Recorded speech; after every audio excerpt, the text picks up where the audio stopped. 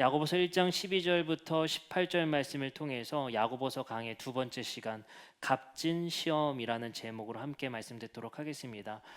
지난주 말씀을 간략하게 요약하면 우리 야고보서 서신이 쓰인 배경이 이 야고보서를 읽었었던 교회들의 핍박의 상황 속에서 쓰여진 편지다라고 우리가 말씀을 배웠습니다. 그 핍박 속에서 어떻게 그리스도인들의 신앙을 유지하며 또 그리스도인다운 삶을 살 것인가에 대한 권면과 교훈의 말씀이 기록된 것이 바로 야고보서의 말씀입니다. 그 중에 우리가 중요하게 생각했던 한 표현이 있죠. 예수에 대한 호칭 두 가지였습니다. 예수님에 대한 호칭을 주님 되시며 그리스도 되신다라는 호칭을 배웠습니다. 그 중에 예수를 주님으로 높이는 것이 어떤 의미인지를 우리가 함께 살펴봤습니다. 예수 그리스도의 부활과 함께 예수를 주로 높이셨다라는 뜻은 히브리어 성경에서 하나님에 대한 이름을 헬라어로 번역할 때 퀴리오스라는 단어를 사용한다라고 말씀을 드렸죠. 퀴리오스라는 것은 주입니다. 주. 그것에 대한 번역을 우리가 함께 살펴보면 히브리어 성경에서 우리가 지금 보는 예호바, 여호와라고 불리는 것은 히브리어 성경에는 어떻게 기록되어 읽게 만드냐면요, 아도나이라는 히브리어로 읽게 만듭니다. 이 아도나이라는 것은 주님의 뜻이거든요. 그렇기 때문에 우리말 성경에서 여호와로 번역된 것이 영어 성경을 찾아보면 다 더 로드라고 써 있습니다. 왜냐하면 묵음 처리돼서 읽을 수 없는 단어이기 때문에 유대인들이 거기다가 아도나이라는 단어의 모음을 같이 붙여놨습니다. 근데 그 모음을 붙인 이유는 자음과 모음을 붙여서 읽으란 말이 아니라 이 구절은 읽을 수 없으니 아도나이라고 읽으세요라고 가이드라인을 제시한 겁니다. 그러면 유대인은 이 구절이 나오면 우리가 성경으로 여호와라는 단어가 나오면 어떻게 읽어요? 아도나이라고 읽습니다. 주님이라고 읽죠. 그 전통에 따라서 영어 성경도 더 로드라고 번역을 합니다. 근데 우리말 성경만 아주 독특하게 그것을 모음과 자음을 결합해 버려서 여호와라고 읽죠. 사실 예호바라고 하는 이 히브리어 단어는 히브리어 단어 자체가 없는 단어입니다. 근데 그것에 그냥 음가를 따서 우리나라 말로 여호와라고 그냥 그렇게 번역한 것이 이제 한글 성경입니다. 어쨌든 더 로드라고 쓰여 있는 아도나이라고 읽는 그 단어를 헬라어로 번역하는 성경에는 퀴리오스라는 단어를 씁니다. 그렇기 때문에 유대인들에게는 퀴리오스, 주님이라는 단어는 오직 하나님을 부를 때 사용하는 명칭입니다. 유대인이 아닌 로마 제국의 사람들은 퀴리오스를 누구에게 붙여요? 로마 황제에게 붙이는 단어가 바로 퀴리오스입니다. 근데 그 호칭을 예수에게 붙였다는 사실은 꽤 의미심장합니다. 유대인들에게는 예수가 퀴리오스 되신다, 주님 되신다는 것은 예수가 곧 하나님이시며 하나님의 권위를 가진 분이라 인정하는 고백이 되게 됩니다. 그리고 로마인들에게는 예수가 퀴리오스 되신다는 것은 우주의 황제는 로마의 황제인 가이사가 아니라 예수가 되신다라는 고백이 되어질 겁니다. 그렇기 때문에 이 호칭 하나 때문에 유대인들로부터 감히 하나님에게 붙이는 호칭을 사람인 예수에게 붙일 수 있단 말이냐라고 해서 핍박을 당하고, 로마인들은 감히 황제에게 붙이는 주, 황제 대신 주를 어떻게 예수에게 붙일 수 있느냐라고 해서도 핍박을 당합니다. 그렇기 때문에 초대교회는 예수에게 붙인 퀴리오스라는 호칭 때문에 유대인들에게도 핍박을 당해 그리고 로마인들에게도 핍박을 당하는 상황이었습니다. 근데 과감하게도 야고보 편지는 이렇게 말합니다. 주 예수 그리스도의 종된 야고보는 이라고 자기를 소개합니다. 자기는 주님 되신 예수와 그리스도 되신 예수의 종된 야고보입니다 라고 하면서 이 편지를 시작합니다. 그 말은 굉장히 의미심장한 이야기입니다. 바로 예수가 하나님의 권위를 가지시며 왕 되신 그리스도 되신 예수 그리스도의 권위를 가지고 여러분들께 권면합니다 라는 말씀입니다. 그렇기 때문에 야고보서의 편지가 단순한 문헌으로서 편지로서 인정되는 것이 아니라 야고보서는 하나님의 말씀으로 인정되게 됩니다. 그렇기 때문에 야고보서는 우리의 삶에 하나님의 가르침이요 하나님의 교훈이 되는 것이 바로 야고보서입니다. 그 첫 번째 교훈을 우리가 지난 시간에 배웠습니다. 야고보 1장 4절의 말씀입니다. 여러분은 인내력을 충분히 발휘하여 조금도 부족함이 없이 완전하고 성숙한 사람이 되십시오. 지난주 말씀은 아주 간단하게 하나에 우리가 집중했습니다. 우리가 그리스도인 된다라는 것은, 그리스도인 다움이 된다는 것은 성숙한 사람이 된다라는 것입니다. 성숙한 사람이 된다는 것. 여기서 성숙한다라는 것을 우리는 어떻게 배워봤죠? 우리 지난주 시간을 다 까먹으신 것 같아요. 함부로 판단하지 않는다. 하나님은 사람의 외모를 보고 판단하지 않는 분이라는 것을 예수 그리스도의 삶과 실천을 통해 하나님의 성품을 예수 그리스도를 통해 드러내셨습니다. 우리가 믿는 하나님이 어떤 분인가를 가장 가까이 계셨던 예수 그리스도를 통해 우리에게 보여주셨습니다. 예수 그리스도의 삶은 어떠했습니까? 마치 하나님이 외모와 용모를 통해서 선택하지 않으시는 것처럼 예수 그리스도도 삭개오를 부르시고 죄인된 자들과 함께 하시고 그들과 먹고 마셨습니다. 예수 그리스도는 절대로 그의 부와 그의 재산과 그의 외모를 보고 선택하지 않으셨습니다. 그저 어부였던, 그저 세리였던 사람들, 사람에게 비판받았던 사람들, 도무지 하나님의 백성이라 인정받기 어려웠던 혈루병 여인과 같은 자들, 문둥병을 앓고 있던 자들과 같은 자들이 바로 예수 그리스도에게 불림받은 자들입니다. 예수 그리스도의 이러한 삶을 통해 우리는 하나님께서 우리를 함부로 판단하지 않는 분이라는 사실을 알게 됩니다. 그리고 우리에게 이렇게 말씀하십니다. 우리도 그렇게 판단하지 말라라는 말씀입니다. 성숙한 그리스도인이 된다는 것은 우리의 경험에 의거해서 그 사람을 함부로 정죄하거나 함부로 심판하지 말라라는 것이 성숙한 그리스도인 됨이다라고 우리가 지난주의 말씀을 통해 배웠습니다. 오늘 말씀입니다. 오늘 말씀을 보니 이제 시련을 견디는 것에 대해서, 시험 받는 것에 대해서 이제 말씀을 하십니다. 오늘 말씀에 보니까요 12절의 말씀에 이런 말씀이 있습니다. 시험을 참는 자는 복이 있나니 이는 시련을 견디어 낸 자가 주께서 자기를 사랑하는 자들에게 약속하신 생명의 면류관을 얻을 것이기 때문입니다 라고 말합니다. 여기서 뭐라고 말씀하냐면요, 시련을 견디어 낸 자 중에 약속하신 생명의 면류관을 얻을 거라는 거예요. 이게 성경에 잘 나오지 않는 보상 문제입니다. 뭘 받는다고요?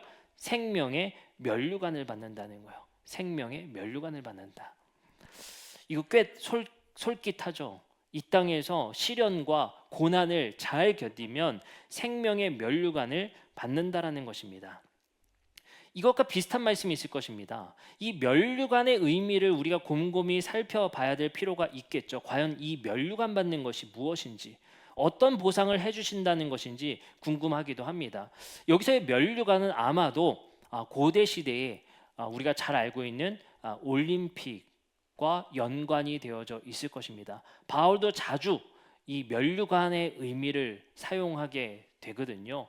아마 월계수 잎으로 만든 관을 말할 것입니다. 이와 비슷한 말씀이 고린도전서 9장 24절부터 25절에 말씀하십니다. 이건 완전히 올림픽을 비유해서 말씀하십니다. 운동장에서 다름질하는 자들이 다 달릴지라도 오직 상을 받는 사람은 한 사람인 줄을 너희가 알지 못하느냐? 너희도 상을 받도록 이와 같이 다름질하라. 이기기를 다투는 자마다 모든 일에 절제하니 그들은 썩을 승리의 관을 얻고자 하되 우리는 썩지 아니하는 승리의 관을 얻고자 합니다. 여기서도 관을 받는다는 거예요. 명칭은 다르지만 면류관을 받는다는 거죠. 근데 야고보서에도 마찬가지예요. 견디고 끝까지 승리하면 면류관을 얻을 것이다. 바울도 마찬가지로 그 다름질을 끝까지 잘하면 상을 받을 것이다 라고 말을 하는 것이죠.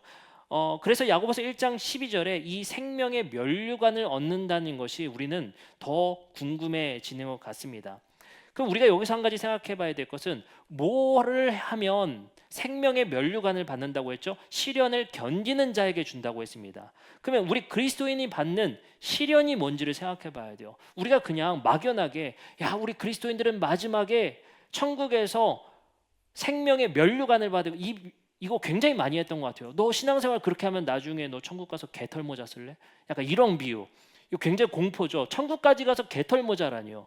이게 엄청나게 공포입니다. 어쨌든 여기서 잘하냐 못하냐에 따라서 보상의 문제가 달라진다고 하면 천국에서도 차등이 있다는 말이란 말이에요. 그렇기 때문에 우리가 납득하기가 쉽지가 않습니다. 그러면 우리가 기본적으로 전제하는 것은 무슨 시련을 견디면 면류관을 받는다는 건지 먼저 생각해 봐야 됩니다. 사도행전 20장 24절의 말씀에 보니까 이런 말씀이 있습니다. 바울의 고백입니다. 내가 달려갈 길과 주 예수께 받은 사명 곧 하나님의 은혜의 복음을 증언하는 일을 마치려 하면은 나의 생명조차 조금 더 귀한 것으로 여기지 아니하노라 라고 바울은 말합니다. 여기서 자신의 시련은 내가 받은 사명을 완수하기 위한 시련입니다. 바울은 끊임없이 올림픽에 비유하며 나의 달려갈 길, 운동장에서 다름질하는 것이라고 표현하며 이 땅에서 자신의 사명을 완수하기 위해 최선의 노력을 다하는 것에 대한 이야기입니다. 그리고 그것에 따른 시련이 뒤따른다는 것이 바울의 이야기입니다. 예수님의 말씀은 어떨까요? 요한복음 15장 19절부터 20절 말씀에 시련당하는 것이 무엇인지를 이렇게 말씀하십니다. 너희가 세상에 속하여 있다면 세상이 너희를 자기 것으로 여겨 사랑할 것이다. 그러나 너희는 세상에 속하지 않고 오히려 내가 너희를 세상에 가려 뽑아냈으므로 세상이 너희를 미워하는 것이다. 너희에게 너희 종이 그의 주인보다 높지 않다고 한 말을 기억하여라. 사람이 나를 박해했으면 너희도 박해할 것이요 또 그들이 내 말을 지켰으면 너희의 말도 지킬 것이다 라고 말합니다. 여기서 예수 그리스도께서 박해받은 것과 같이 너희도 박해받을 거라 말씀하시는데 그 박해의 이유는 내 말을 지키면입니다. 예수 그리스도의 삶과 그 가르침을 이 땅에서 실천하는 자들에게 뒤따라오는 시련입니다.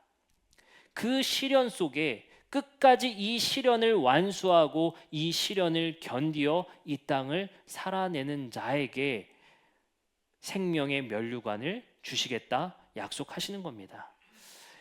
이것을 로마서 8장 17절부터 25절은 우리에게 좀 더 분명하게 말씀하십니다. 이렇게 말합니다. 자녀이면 또한 상속자 곧 하나님의 상속자요 그리스도와 함께한 상속자니 우리가 그와 함께 영광을 받기 위하여 고난도 함께 받아야 할 것이니라. 그리고 말합니다. 생각하건대 현재의 고난은 장차 우리에게 나타날 영광과 비교할 수 없습니다. 그러면서 설명합니다. 피조물이 고대하는 바는 하나님의 아들들이 나타나는 것이니 피조물이 허무한데 굴복하는 것은 자기 뜻이 아니요 오직 굴복하게 하시는 이로 말미암이라. 그 바라는 것은 피조물도 썩어짐의 종노릇한 데서 해방되어 하나님의 자녀들의 영광의 자유에 이르는 것이니라. 여기서 주목하세요. 바울은 이 장면에서 생명의 면류관, 그러니까 고난 뒤에 따르는 생명의 면류관 또는 올림픽 가운데 끝까지 완수한 자에게 주는 관을 영광이라는 단어로 바꿨어요. 근데 그 영광이 뭐예요? 자유에 이르게 한다는 거예요. 자유에 이르게 한다는 것, 썩어질 종에서 해방되는 것, 그게 상이라는 겁니다. 상. 다시 말하면 우리가 이 땅에서 고난을 경험하고 시련을 경험하는 것 가운데 예수 그리스도의 말씀을 이 땅에서 지키고자 그것을 실천하고자 노력하는 이들에게 뒤따르는 상은 영광의 상일 것인데 그 영광은 바로 자유입니다.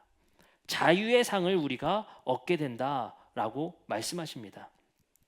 그래서 우리는 이 예수 그리스도의 고난에 참여하는 것, 그것이 바로 예수 그리스도가 십자가에서 영광 받으신 것처럼 우리도 그 십자가의 길을 뒤따를 때 우리 또한 그 영광을 받게 될 것이다 라는 겁니다.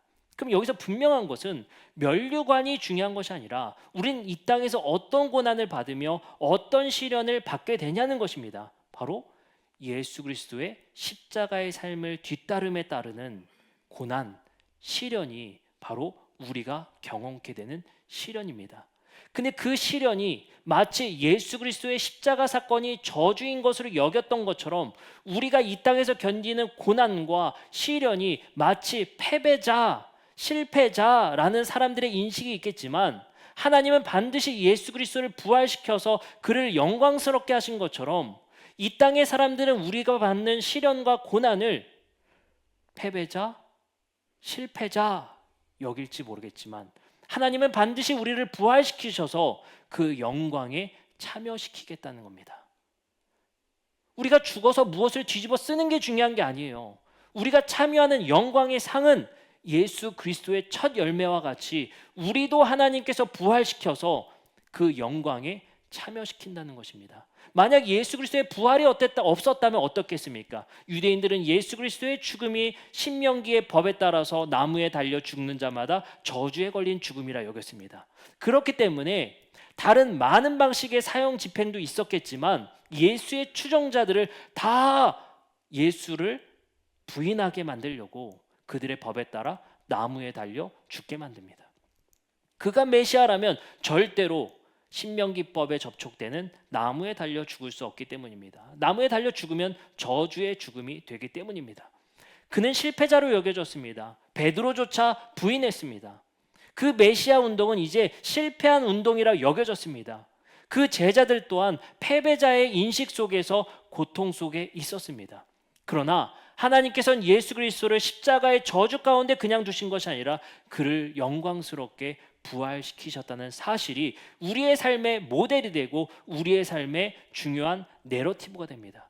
우린 이 내러티브에 입각하여 사는 것입니다. 예수 그리스도의 말씀대로 살기 위해서. 마치 하나님은 외모로 사람을 판단하지 않으시는 것처럼 예수 그리스도도 그러하신 것처럼 우리도 그러한 삶을 실천할 때 따라오는 손해, 그리고 시련, 고난이 우리의 삶에 뒤따라오게 됩니다. 그것에 대해서 사람들은 우리에게 패배했다, 실패했다 라고 여길지 모르겠지만 우리는 하나의 믿음을 가지고 살아갑니다. 바로 예수 그리스도가 십자가에서 받은 영광과 같이 우리도 그 고난 속에 하나님이 우리를 영화롭게 하실 거다라는 믿음입니다.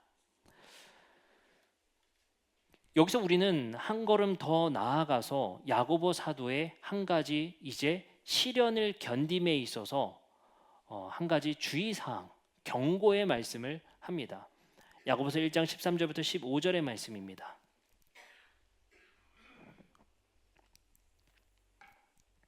사람이 시험을 받을 때에 내가 하나님께 시험을 받는다 하지 말지니 하나님은 악의 시기에 시험을 받지 아니하시고 친히 아무도 시험하지 아니하시니라.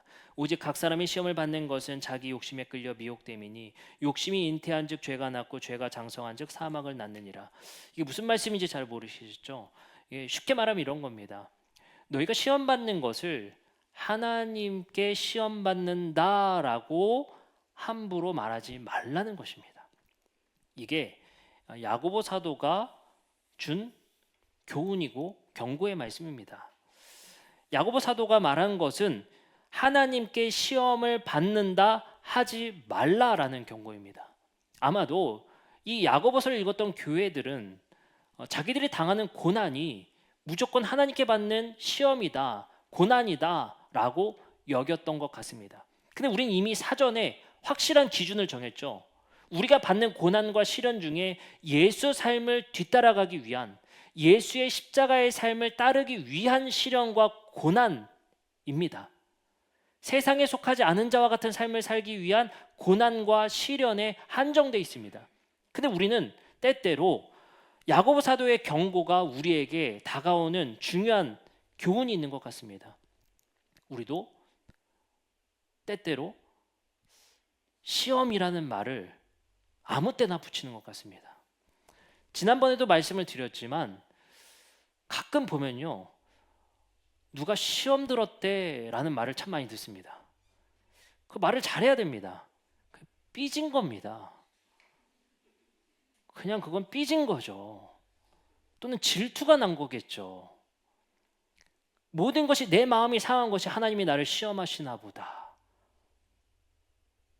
어쩌면 우리가 삶을 살면서 우리는 판단의 연속 속에 살아갑니다. 그리고 선택의 연속 속에 살아갑니다. 그 선택은 내 자유의지에 의해서 선택하게 됩니다. 그리고 그 선택에 의한 결과를 맛보게 됩니다. 그리고 그 결과 속에 나에게 시련과 고난이 온다면 우리는 이렇게 말합니다. 하나님이 나에게 주신 시험. 그러나 야고보 사도는 분명히 우리에게 이렇게 말합니다. 오직 각 사람이 시험을 받는 것은 자기 욕심에 끌려 시험 받는 것이다 라고 말씀하십니다. 하나님의 시험, 우리에게 주는 고난을 견뎌라 라고 하는 것은 우리의 선택에 잘못된 것에 의해 찾아오는 고난, 시련들이 아니라 예수 따름을 위한, 예수의 정체성을 따르기 위한 삶 속에 오는 시련인 것입니다. 그 노력 속에, 그 씨름 속에 찾아오는 시련을 말하는 것이지 우리의 선택에 의한 결과에 대한 것이나 마음의 상처에 의한 것이나 그것은 내 마음의 문제, 내 선택의 문제라는 것이 야고보 사도의 경고이겠습니다. 고린도전서 3장 10절부터 15절의 말씀에서도 이런 말씀이 있습니다. 내게 주신 하나님의 은혜를 따라 내가 지혜로운 건축자와 같이 터를 닦아두매 다른 이가 그 위에 세우나 그러나 각각 어떻게 그 위에 세울까를 조심할지니라. 이 닦아둔 것 외에 능히 다른 터를 닦아줄 자가 없으니 이 터는 곧 예수 그리스도라. 예수 그리스도의 터가 닦여졌어요. 거기에 우리는 이제 그 주춧돌 위에 집을 올리게 되죠. 그리고 이렇게 쓰여 있습니다. 만일 누구든지 금이나 은이나 보석이나 나무나 풀이나 지프로 이 터 위에 세우면, 여기서 뭐가 구분돼요? 금, 은, 보석과 나무, 풀, 집이 대조되고 있습니다. 그렇죠? 누군가는 나무와 풀과 지프로 집을 짓고 있고 누구는 금이나 은이나 보석으로 집을 짓고 있다는 거예요. 그리고 나서 어떤 일이 생기냐면요. 13절. 각 사람의 공적이 나타날 것인데 그날의 공적을 밝히니 이는 불로 그 불이 각 사람의 공적이 어떠한 것을 시험할 것이냐. 그게 뭐겠어요? 그 집이 불타버리면 금과 은과 보석은 남을 것이고 풀, 나무, 집은 타버려서 없어진다는 거예요. 그 말이 뭐겠습니까? 예수 그리스도의 주춧돌이라는 그 주춧돌 위에 예수 그리스도에 맞는, 예수 그리스도의 삶의 실천에 따른 삶은 남을 것이고 우리가 그저 하나님을 위해서 했어요. 내 욕심인데. 하나님의 영광을 위해서 제가 이렇게 했어요. 내 욕심인데. 내 욕심을 쌓은 것뿐인데 그것에 하나님이라는 이름만 붙여서, 하나님 때문에 라는 이름을 붙여서 내 욕심을 표출하는 경우들은 다 불타 없어질 거라는 것입니다. 이 경고는 뭐겠습니까? 이 고린도 교회에 대한 경고 또한 우리가 하나님의 일을 한다, 예수님을 위해서 일을 한다 라고 하는 표현 속에 진짜? 라는 질문을 던져보라는 것입니다. 베드로전서 1장 7절도 마찬가지의 경고를 합니다. 너희 믿음의 확실함은 불로 연단하여도 없어질 금보다 더 귀하여 예수 그리스도께서 나타나실 때에 칭찬과 영광과 존귀를 얻게 할 것이라. 결국에는 면류관이라는 단어에 집착할 필요가 없다는 거예요. 결국엔 예수 그리스도를 부활시킨 그 영광의 영광을 받게 되는 것이 결론입니다. 그리고 우리는 이제 어떤 시련과 고난 속에 받게 될 영광인지를 우리는 잘 알게 된 것 같습니다. 우리는 이 말씀을 되짚어 보면서 우리가 그리스도인의 삶을 살 때 권면했었던 성숙한 그리스도인이 되십시오의 두 번째, 첫 번째는 뭐였죠? 함부로 판단하지 말라. 두 번째는 시험을 견디는 것인데 우리 그리스도인들의 삶 속에 아무 것에나 하나님께 시험 받았다, 그리고 하나님을 위해 한다라는 식의 이야기들을 조심해야 된다라는 권면을 하게 됩니다. 자기 객관화인 거죠. 자기 성찰인 거죠. 나 자신을 돌아보라는 말씀인 것이죠. 오늘 나들목 선교회 이제 결혼 예정, 그리고 결혼한 우리 자매 형제들이 저희 집에서 모인다고 했더니 저희 아이들이 엄청 좋아하더라고요. 제가 이야기를 했습니다. 오늘 지호 형아, 은호 형아가 온대. 그랬더니 저희 하민이가 갑자기 이러는 거야. 난 싫은데. 그래서 왜? 너 되게 잘 놀아주잖아. 이랬거든요. 그때 하민이가 뭐라는 줄 아세요? 지호 형아, 은호 형아, 아빠가 날 자꾸 아저씨라고 놀려. 이러는 거예요. 제가 몰랐던 사실을 7세 아이한테 아저씨라고 하는 거는 굉장히 폭력적인 그 언행일 수 있거든요. 단단히 하민이가 경고를 했습니다.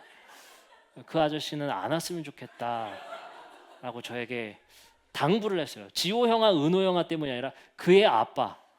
나를 아저씨. 네.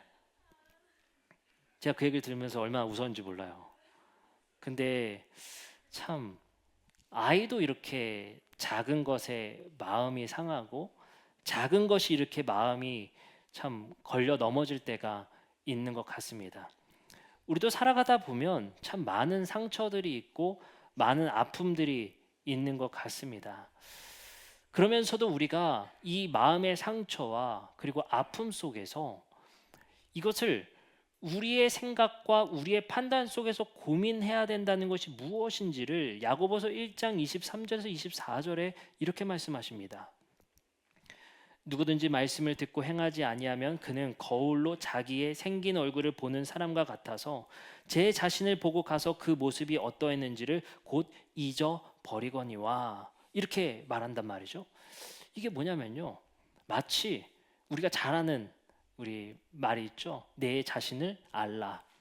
거울로 내 자신을 보고 또 뒤돌아서면 실천하지 않고 마음대로 살아간다는 거예요. 이게 야고보 사도의 이야기거든요. 나 자신을 돌아보라는 얘기예요. 자기 자신을 돌아보라는 것이거든요. 그래서 우리 그리스도인들에게 성숙한 그리스도인이 된다는 것은 시련조차도 우리는 성찰할 줄 알아야 된다. 내가 받는 고난조차도 묵묵히 하나님 앞에서 씨름하고 성찰해 볼 필요성이 있다라는 거예요. 우리가 받는 고난과 시련을 그저 핑계대는 것으로 다른 것에 합리화시키는 것이 아니라 내가 받는 고난, 시련, 누구에게 준 상처들, 내가 받은 상처들, 이것을 늘 성찰하며 늘 자신을 돌아보기를 바라는 것이 바로 야고보 사도의 권면입니다. 우리가 받는 고난과 핍박, 골로새서 1장 20절에 이 핍박과 고난의 길은 그의 십자가의 피로 화평을 이루는 것이었다라고 말합니다. 우리가 걷는 고난과 시련은 바로 화평과 화목을 위한 걸음입니다. 그러하기 위해서 우리는 이 땅의 화목과 화평을 위해서 시련과 고난을 견뎌야 하며 성숙한 그리스도인이 되기 위한 십자가의 길을 가야 할 것입니다.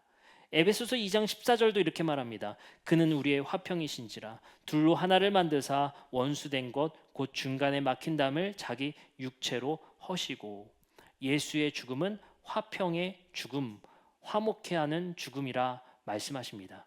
우리가 십자가의 길을 걷는 그 목표와 목적은 분명합니다. 예수 그리스도가 가신 그 십자가의 길을 뒤따른다는 것의 목적과 목표는 분명합니다. 바로 화평을 위해서입니다. 다시 말해 우리의 평화를 위해서입니다. 우리가 가는 길은 세상의 평화가 되어야 될 것이며, 우리가 걷는 십자가의 길은 가정의 평화를 도모해야 될 것이며, 우리가 걷는 십자가의 길은 교회의 평화를 도모해야 되는 길일 것입니다. 그 평화를 위한 씨름 속에 오는 고난과 시련, 엄청나게 힘든 거 다 알고 있습니다. 그것이 우리에게 얼마나 힘든지 우리는 너무나 잘 알고 있습니다.